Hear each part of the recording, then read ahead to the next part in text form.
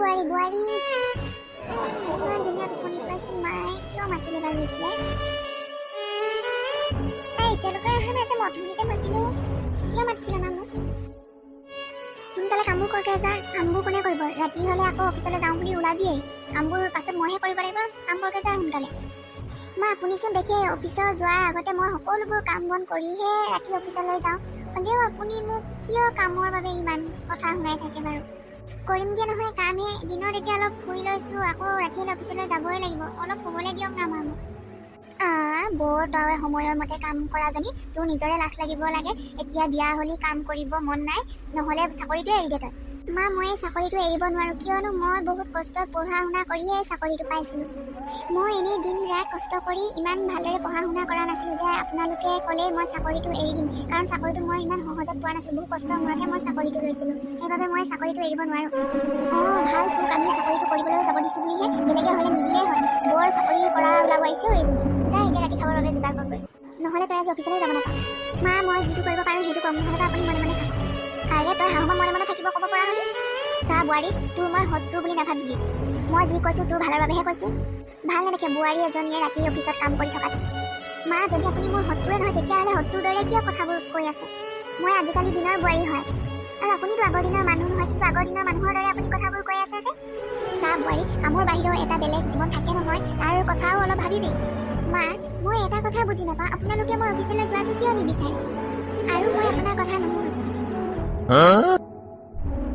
অঞ্জলি তুমি অফিচ যাব ওলালাই নেকি ওলাইছো অঞ্জলি বহুদিন হ'ল ইটোৱে সিটোৰ বাবে সময় উলিয়াবই নোৱাৰা হৈছো তুমিওতো মানুহজনৰ কথা নাভাবাই হ'লা অলপো প্ৰতিদেৱ তোমাৰে কথা ভাবি থাকোঁ প্ৰতি সময়তে কামতো মন নবহে কিন্তু কি কৰিবা অফিচলৈতো যাবই লাগিব আজিতো মোলে বৰ মৰম জাগিছে এই চান্সতে ব'লা নহ'লে আজি ৰাতি দুয়োটাই ফুৰিবলৈ যাওঁ য'ত অকল তুমি আৰু মইহে থাকিম হয় নেকি অথনিৰ পৰা সেইবাবে মোক মানে মৰম লগাই আছিলা ন কিন্তু মই যাব নোৱাৰিম নহয় বহুত কাম আছে মোৰ আজি এনেও তুমি এতিয়া ঘৰত থাকিবা আৰু মই যাব লাগিব অফিচ তোমাৰচোন মনটো এতিয়াই ভাল আছিল পটককে সলনি হৈ গ'ল যে এদিনটো মানুহজনৰ বাবে সময় উলিয়াব পাৰা ন সেইবাবে ময়ো কৈছোঁ তোমাক তুমিও মানুহজনীৰ বাবে এদিন সময় উলিয়াব পাৰা নহয় ময়ো দিনত ঘৰতে থাকোঁ ঘৰত সোমাই সোমাই আমনি লাগি যায় সেইবাবে তুমিও এদিন ছুটি লোৱাচোন তেতিয়া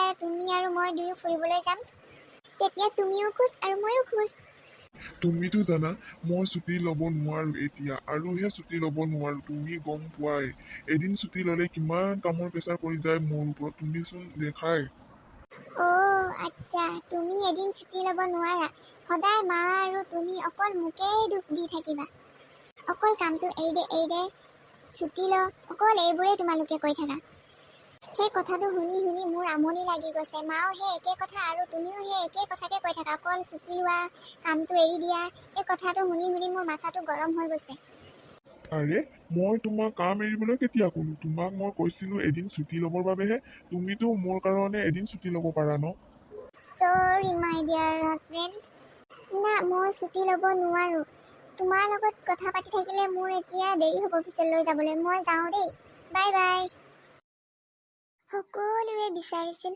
অঞ্জলীয়ে যাতে চাকৰিটো এৰি দিয়ে ৰাতিপুৱা কামৰ পৰা আহোঁতে অঞ্জলিৰ দেৰি হয় আৰু অঞ্জলি নহালৈকে ঘৰৰ কোনো ভাত পানী নবনায় নিৰ্জিলাৰ মাথা ঘূৰাই অঞ্জলি যেতিয়া ঘৰৰ আহি পালেহি তেতিয়া নন্দেকে বহু কথা শুনায় বৌ আপুনি সকলো সময়তে অফিচৰ কামকে অকল দেখি থাকে নেকি ঘৰত কালি ৰাতিৰ পৰা মাৰ গা বেয়া আপুনি সেইবোৰ নেদেখে কালি দেখিও নাইট শ্বিফ্ট কৰিবলৈ গ'লগে মই নাজানো নহয় মাৰ গা বেয়া বুলি মা আপোনাৰ যদি গাটো বেয়াই আছিল মোক কিয় কোৱা নাছিল কালি ৰাতিলৈকেতো আপুনি ঠিকেই আছিল বৌ আপুনি ঘৰৰ মানুহৰ কথা কাৰোবাৰ শুনে জানো বেচেৰি মাজনী সদায় চিন্তাতে থাকে ভাবিছিল ঘৰখনত বোৱাৰী এজনী আহিব ঘৰখন ধৰিব আৰু ঘৰৰ সকলো দায়িত্ব ল'ব কিন্তু এতিয়া বোৱাৰীকে ৰাতি ৰাতি অফিচলৈ যায় আৰে আপোনাক কি দৰকাৰ চাকৰি কৰাৰ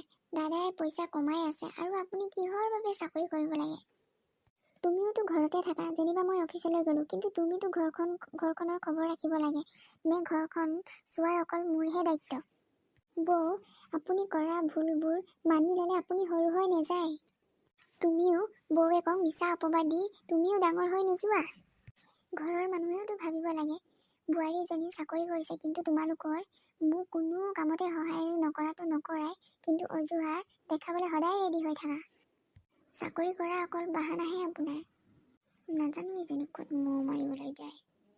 এজনী ছোৱালী বিয়া হোৱাৰ পাছত চাকৰিতকৈ শহুৱে শাহুৱেককে বেছি গুৰুত্ব দিব লাগে। আৰে আপোনাৰতো সেইখিনি লাজ অপমান নাই। তই বৌ কিমানবোৰ কথা শুনালি যে? মই কিবা সঁচাতে কৈছোঁ, মিছা কোৱা নাই নহয়। বাদ দিয়া, বেয়া পালেও পাওঁ।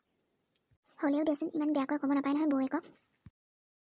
মনত বৰ দুখ পাই পিছদিনা চাকৰিটো এৰি দিয়ে। বহু দিনলৈকে সকলো ঠিকে ঠাকেই আছিল, কিয়নো অঞ্জলীয়ে চাকৰিটো এৰি দিছিল বাবে। এদিন অঞ্জলীৰ শাহুৱেকে অঞ্জলীক কয়, বহুত ভাল কৰিলা বোৱাৰী, চাকৰিটো এৰি দিলা। আৰু এতিয়া তুমিও সুখী, আমিও সুখী। আগতে ৰাতি ৰাতি কাম কৰি শুবলৈও নোপোৱা কেনেকুৱাজনী হৈ গৈছিলা, এতিয়া চোৱাচোন তুমি কিমান ধুনীয়া হৈ গৈছা। হয় মা। কি হ'ল আজি অঞ্জলী বৰ লাহে লাহেকৈ কথাবোৰ কৈছে, আৰু কথাবোৰ কওঁ নকওঁলৈকীয়াকৈ কৈছে, কি হৈছে? হ'ব মা, মই ভাত বনাওঁগৈ। বোৱাৰীজনীয়ে যেতিয়াৰ পৰা চাকৰিটো এৰিছে তেতিয়াৰ পৰা ইমান কাকো ভালদৰে কথা বতৰা ক'বও নিবিচাৰে, আৰু কাকো খঙতো কথা নকয়। আগতেতো কিবা এটা ক'বই নোৱাৰি, পটককৈ খং উঠে, আৰু আজিকালি হাঁহি মাতিও নথকাও। কিন্তু এনেদৰে থাকিলেচোন বোৱাৰীজনী আমাৰ পৰা আঁতৰ হৈ যাব। চাকৰিটো এৰাৰে পৰা কথা বতৰা কমকৈ ক'বলৈ ধৰিলে অঞ্জলীয়ে। না কাৰোবাৰ লগত কথা পাতে, না কাৰোবাৰ কথাৰ উত্তৰ দিয়ে। এয়াই সকলোবোৰ শাহুৱেকে দেখি আছিল, দেখি অলপো ভাল পোৱা নাছিল। যেতিয়া অঞ্জলীৰ নীৰৱতাই ঘৰখনক চিন্তিত কৰি পেলালে। এদিন ঘৰৰ মানুহে সকলোৱে অঞ্জলীক মাতিলে। বৌ, মোক ক্ষমা কৰি দিব। মই আপোনাৰ লগত বহুত অত্যাচাৰ কৰিলোঁ। বৌ, মোক ক্ষমা কৰি দিব। একো নাই দিয়া ভণ্টি, আপোনালোকে এইবোৰৰ বাবে মোক মাতিছিল নেকি? নাই বোৱাৰী, তোমাৰ লগত কিছুমান কথা পাতিব লগা আছে, সেইকাৰণেহে তোমাক মাতিছিলোঁ। আপোনাৰ আকৌ মোৰ লগত কি কথা আছে? অঞ্জলি, আমাক সকলোকে ক্ষমা কৰি দিয়াও। তুমি চাকৰি কৰাটো আমি অকণো ভাল পোৱা নাছিলোঁ। মোকো ক্ষমা কৰি দিয়া বোৱাৰী। ৰাতি চাকৰি কৰাটো ইমান সহজ কথা নহয় কিন্তু মোৰ বোৱাৰীয়ে যে ৰাতি ৰাতি অফিচত গৈ কাম কৰে, সেইটো মোৰ বাবে গৌৰৱৰ কথা। মই গৌৰৱ কৰিব লাগিছিল, কিন্তু মই তোমাক চাকৰিটো এৰিবৰ বাবে বহু কথা শুনালোঁ। বৌ, আমাক ক্ষমা কৰি দিয়ক। বোৱাৰী, আমি কৰা ভুলবোৰ এতিয়াহে বুজিছোঁ। আৰু মই তোমাৰ বছৰ লগতো কথা পাতিলোঁ। আকৌ অহাকালিৰ পৰা তুমি অফিচ জইন কৰিব লাগিব। আকৌ তুমি ৰাতি ৰাতি অফিচত গৈ কাম কৰিব লাগিব, যাতে মই গৌৰৱ কৰিব পাৰোঁ মোৰ বোৱাৰীয়ে ৰাতি ৰাতি অফিচত কাম কৰে, ৰাতি কাম কৰে গৈ। সঁচাকৈ কৈছেনে মা? সঁচা। অঞ্জলি, তুমি আকৌ অফিচ যাব লাগিব। আকৌ আগৰ দৰে তুমি অফিচত কাম কৰি দেখুৱাব লাগিব। বৌ, দাদাই ঠিকেই কৈছে। অঞ্জলি শাহুৱেকে, নন্দেকে, মানুহজনে, ঘৰৰ মানুহবোৰে অঞ্জলিক বুজি পালে আৰু ৰাতি অফিচলৈ যোৱা